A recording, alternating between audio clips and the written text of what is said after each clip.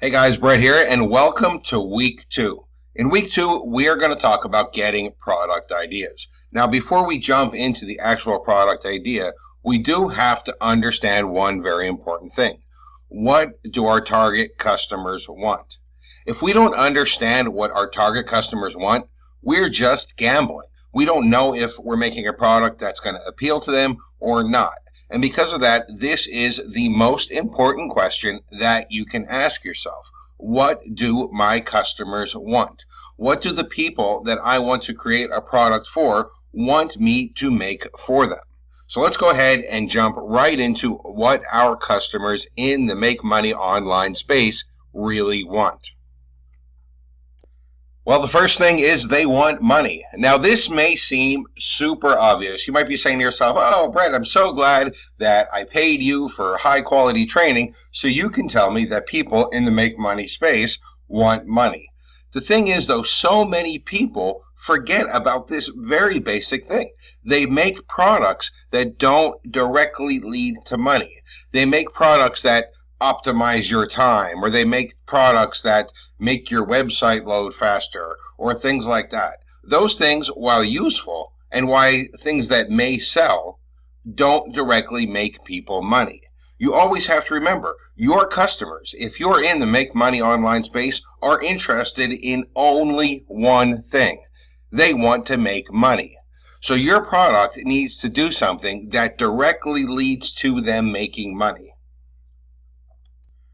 The second thing is they want instant results. They want to make money and they want to make it now. As a matter of fact, they want to make money and they want to make money yesterday.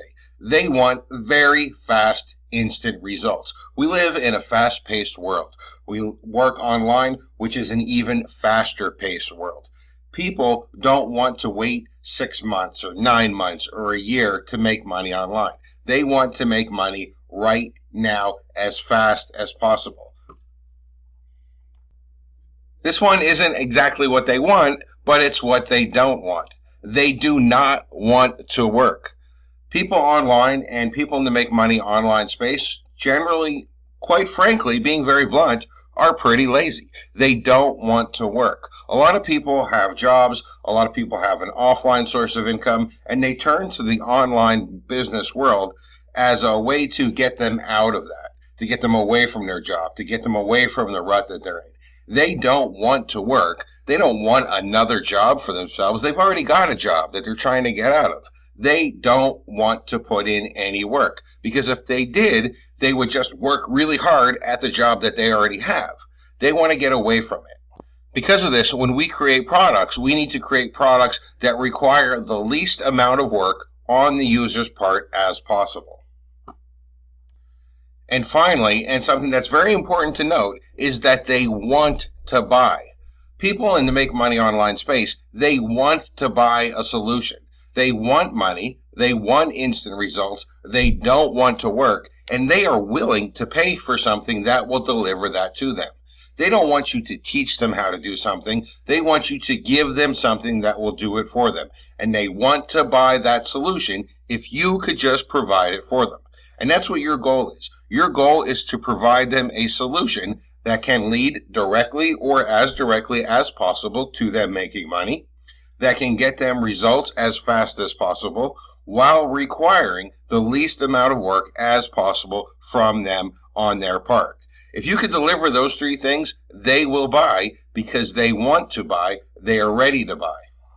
Now, knowing what the customer wants and knowing the customer's desires is important, but we also need to know what kind of product is going to provide those things to the customers. So let's go ahead and take a look at the ideal product. So the ideal product should solve a specific problem that people have. And we need to do this because we need to be honest marketers. We need to actually create products that solve a problem. We don't want to be the dishonest people. We don't want to be the hypey people. We don't want to be the people that tell the customers what they want to hear, but then don't deliver. We want to be moral and ethical, and the best way to do that is to actually solve an actual problem that people have. So in the online space, in the Make Money Online space, people have a number of problems, but generally they can be narrowed down to a few simple things. For example, people don't have traffic.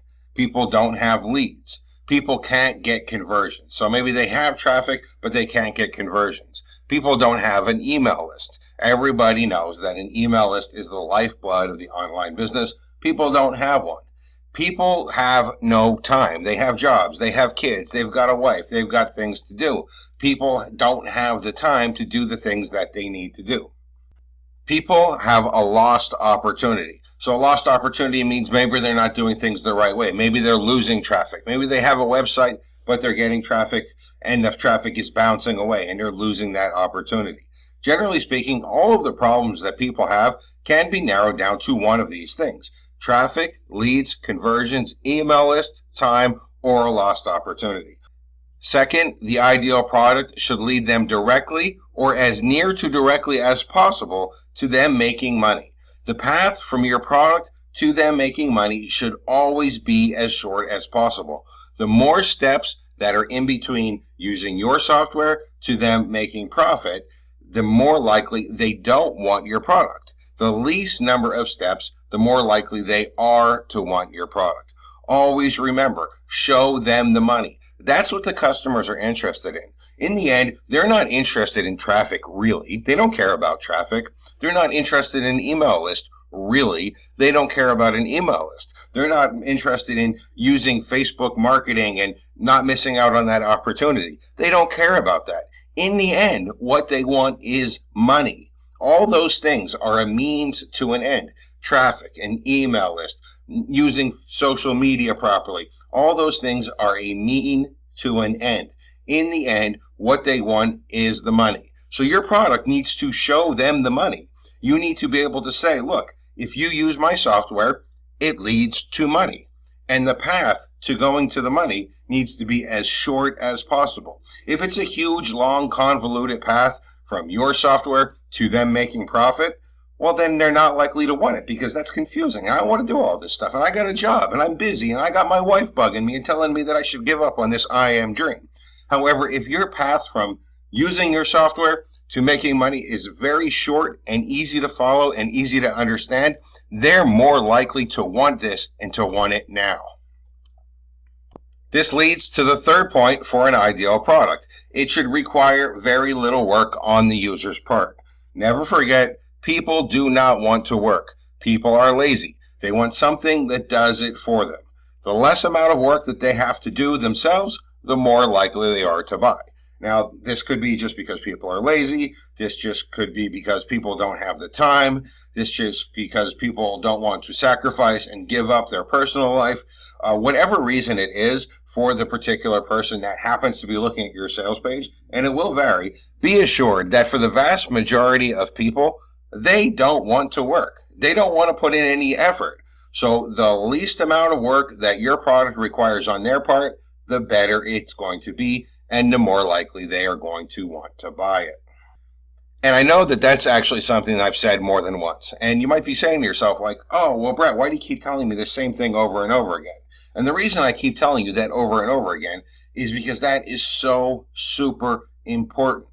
I have seen great software that was well written, that was good tech, not do well, not get the attention it should have gotten because it required people to put in effort. They didn't want to do it. The customers didn't want to put in that effort. They don't want to work. And I have seen software that I've looked at and I was like, look, this is not so good. And this doesn't even make any sense. Like, why would you even want to do this anyway? But because it was very little work, people wanted to buy it and at least try it out. Now, I'm not saying that you should make software that's garbage or software that makes no sense or doesn't have a good concept, but I'm using those two examples as an extreme. I've seen products that were great from a technical perspective that nobody wanted to buy because it took too much effort on their part to use it, and I've seen products that, honestly, they were dumb ideas, but people bought it anyway just because they perceived it as valuable since there was no real work involved. Your job is to make one kind of in the middle. You want something that's a good idea, something that's actually beneficial, that's based on a solid concept, that solves an actual problem, but requires the least amount of work as possible from the user. Number 4, the ideal product should be simple to understand the benefits of. And this is another one that sometimes people make mistakes on. But you always need to remember, not everyone is as smart as you are. And I'm not cutting anybody down when I say that, but not everyone is as smart as you are. Regardless of who you are watching this video, there are people who are not as smart as you are. There are probably tens of thousands, if not hundreds of thousands of people, or maybe even millions, that are not as smart as you are. So you always need to understand, not everybody will think the way you think. Not everybody will understand what you're thinking when you create a product. Your product needs to be very simple to understand. It should be very clear what the benefits are. If you find that you have to try to convince people and explain the benefit of your product to somebody, well, then you've got a big problem, and maybe your product has a big problem. A good example of a good product would be a product that builds an email list. If I say to you, hey, I have a product that's going to get you an email list of 500 people by the end of the month. Well, I don't have to explain that to you. You understand that that's a beneficial thing. Everybody understands pretty much that that's a beneficial thing. If I say I have a product that's going to get you 5,000 visitors to your site in the next 60 days without you needing to do much of anything, well, I don't need to explain to you why that's a good thing. I don't need to explain the benefits to you of that. Now, on the other hand, if I say I have a software that's going to optimize your WordPress database and make it load 2.5 times faster, cutting down server lag by 33%, some people might understand that. Some people might say, yeah, that's pretty cool. But most people are going to say, huh? So what? What does that mean? And then I have to explain to them why it's a good thing. That's a bad product. A good product should be very simple to understand. You should be able to just say what it does, and people should be like, oh, yeah, I get that. If you have to say what it does and then go into an explanation of the product, it's not very good. It's not the most ideal product. Number 5, the ideal product should be something that can be demonstrated. It needs to be demonstrable. Now, that's actually a phrase that I heard from Billy Mays. Anybody remember the old Billy Mays commercials? He was the TV guy that used to sell things like Mighty Putty and OxyClean. He actually had a TV show that I used to watch all the time where he would test products and considering promoting them as the pitchman. And one of the things that stuck with me that he said several times was that a product must be demonstrable. You need to be able to demonstrate it. It needs to have a wow factor. Now, in the online space, what this means is you need to be able to make a video and you need to be able to show people how easy it is. You need to be able to actually record yourself or have somebody else record a video showing how easy it is and how simple it is to use. You also need to be able to demonstrate the results. What this means is you're going to actually have to use it yourself, or you're going to need to have other people use it and not only show how easy it is, but also show the actual results that you can get when you use this product. That is the online version of a wow factor. If you can demonstrate it and say, oh, look how fast this is, look how easy it is, look how simple it is, and look at these results that I got, that is the wow factor. And that is something that's going to lead to a lot of sales when you launch your software. Finally, your product needs to appeal to a wide range of people. Now, we're in the make money online niche, but it's not actually a niche because there's lots of ways people can make money online. A really good example of this that pops into my head would be the niche of offline marketing. So there are lots of people out there that do offline marketing online. Now, what I mean by this is they run Facebook ads or things like that for people that own offline businesses. Now, this can be a very profitable thing, but that's also a specific niche. And there are products for that specific niche. For example, there are pre-made videos that people can use for their Facebook ads that they're running for offline businesses. This is very cool, but that's not a wide range of people. A better type of product would be a general video creator that has lots of different templates that people can customize and then spit out a video. It's better because it appeals to the people that run ads for offline businesses while also appealing to other people as well. It appeals to a wider range of people and thus it's likely to get more sales. The wider the range of people that your product can appeal to, the better it's going to be. Now, you can't please everybody all the time. For example, if you make a WordPress plugin, well, what about people that don't have WordPress? Obviously, it's not going to appeal to them. However, things like that, things like WordPress, are widely enough accepted and they're widely enough in use that it's still good to do something like that, like a WordPress plugin. But what you don't want to do is make a very niche specific product. You don't want to make a product that only appeals to a certain small segment of the people that are looking to make money online. You want it to be as wide-ranging as possible and as general use as possible so it can appeal to as many people as possible and hopefully get sales from different people in different sub-niches. Okay, so before we continue, once again, I want to go through all of the things that make up the ideal product. The ideal product should solve a problem that people have. It should lead directly or as directly as possible to them making money. It should require very little work on the user's part. It should be easy for them to understand the benefits of. You should be able to say what the product does, and they should be able to say, oh, wow, I get that. You shouldn't have to explain why people should want your product. It should be something that can be demonstrated. Both the usage of the product and the results of the product should be demonstrable. Finally, it should appeal to a wide range of people. The greater the number of people your product appeals to, obviously, the more sales that you're going to get.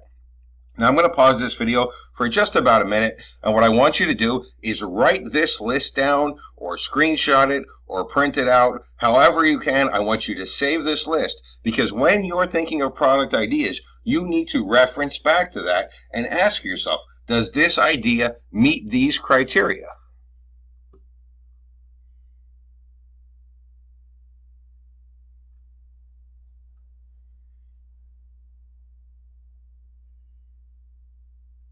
All right, so to finish up this video, before I get into the homework assignment, because yes, there is going to be a homework assignment in this video, I want to give some actual examples. Now, these are actual products that I'm talking about in these examples. These are actual things that launched in JVZoo. They're also things that launched by top high-end product vendors. These are people that you've heard of, and don't ask. I'm not going to tell you who the vendors are, and I'm not going to tell you specifically what the products that I'm talking about are, because this is a training. We're not here to call anybody out or to put anybody on the spotlight.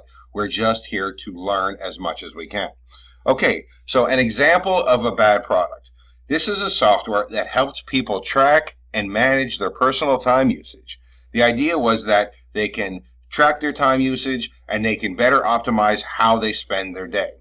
And honestly, there were a ton of problems with this product. And it was a good software. It was well made, but it wasn't ideal for this space. And I actually told the product vendor about that. I said, look, this is not going to sell. This does not appeal to people. And he thanked me for my feedback and launched it anyway. And it didn't sell, and it didn't appeal to people, and he didn't make much, if any, money on it at all. First off, it didn't lead directly to the money. Now, this was about optimizing your time. So maybe you could think to yourself like, okay, if I optimize my time and better use my time, I can be more profitable. But that's no good unless you're already well established and you're super crazy busy and stuff like that. For most people, that doesn't lead directly to the money. Like optimizing your time usage doesn't lead directly to money. That did not appeal to the most people because there was a long path from I use this to I make money. There was all the stuff in between your day. What you want is a short path. You want to use the software, make a profit, done. The second thing is that it required people to work. So in order to optimize their day, they actually had to use this software and fill in calendars and fill in what they were doing and track how much time they spent on each of their tasks through their day. And honestly, that's kind of a pain. Like, nobody wants to learn how to use a software to track how they spend their day. Nobody wants to fill in calendars every time they do anything and press a timer that start and stop when they start a task and when they end a task. Nobody wants to spend the time and the effort doing all that. It was work for people, and nobody wanted to do it. So people didn't buy it because who wants to do a bunch more work? And who wants to buy a product that makes more work for them? Not many people. It was not easy to understand the benefits. So again, it wasn't something that you could just say, this is what it does, and then you automatically understand the benefit of it. So if I say it helps you track and manage your personal time, Okay, well, that's kind of cool, but where's the awesome benefit? Where's the super wow factor of that? It's not easy to understand. And also, it didn't even appeal to a wide range of people because not everybody has so much stuff on their plate to do in their online business that they need to track and manage their time. I mean, not all of us are CEOs of high end, multi-million dollar companies managing all kinds of employees and having all these thousands of tasks to do every day. Matter of fact, most people online aren't anywhere near that. I'm not anywhere near that. I don't have thousands of employees or hundreds of employees. I don't have a personal assistant telling me what to do. I don't need any of that. So I don't need to track my time usage and write down how much time I spent on each task to find out which one is sucking up the most of my time. It's not that important to me, and it's not that important to most people in the online space. And because of that, people weren't interested in buying. Finally, it wasn't easy to demonstrate. How do you demonstrate the benefits of time savings? It's very difficult to demonstrate that. Like you could say, I got my day done earlier today. Well, okay. You could say, supposedly I went up in profitability by 5% because I'm more efficient now. But how do you prove that? How do you show that? How do you show that it's the direct result of using the software? You really can. There's no good way to demonstrate it. This was not a demonstrable software, and again, because of that, it didn't sell very well. Now, this was a good, well-made software. From a technical aspect, it was a decent software. I personally tested this software out a lot, but I knew it wasn't going to sell well because it was not ideal for this space. It was not ideal for the make money online space. And because of that, it didn't sell very well at all. Okay, so now let's take a look at an example of a good product. So this was a software, and it was actually a WordPress plugin that allowed people to capture bounce traffic and show them an offer, an opt-in form, or a redirect them somewhere else before they leave your site. So bounce traffic is traffic that comes to your site, they don't really stay very long, and they just go to leave your site right away. This WordPress plugin would show them a pop-up or show them an opt-in form or redirect them to another page with a special offer or do something right before they left your site. This was your last chance to try to utilize that traffic. Now, that did lead directly to the money because if people got shown an offer or they get shown an opt-in or they get shown a sign-up page, they might opt in, you might build a list, you might get a sale. It was very easy to see how that led to money. It did not require people to work because you would install the plugin, you would set it up, and then you don't have to do anything after that. That was it. It just did everything on its own. People would come to your site, they would bounce away, and it would do its thing without any interaction from you. So it did not require any work other than the initial setup. It was easy to understand the benefits. If you say to anybody that has a website, hey, look at your bounce rate, and most people have a bounce rate of 60, 70, or 80%, and you say, I can help you capture some of those people with this software before they bounce away and maybe get them on your list, maybe get a sale. It's pretty easy to understand the benefits of that. It's not something that you really have to explain in much detail. You don't have to convince people very much that one last opportunity to capitalize on the 70 or 80% of the people that visit your website that just bounce away before they leave is a good thing. It did appeal to a wide range of people. A lot of people use WordPress, so there was a wide range of WordPress users there, and the vast majority of people who have websites find that their bounce rate is 50, 60, 70, or sometimes 80%. It was a universal problem that people have, and it appealed to a wide range of people. And it was easy to demonstrate. You can show how the software works. You can show how quick it is to set up. You can show how it redirects people. You can show how it makes pop-ups. And then later, if you put it on one of your own sites or on a beta tester site, you can show how people opt in. You can show how the software actually works. It was a demonstrable software. And let me tell you something.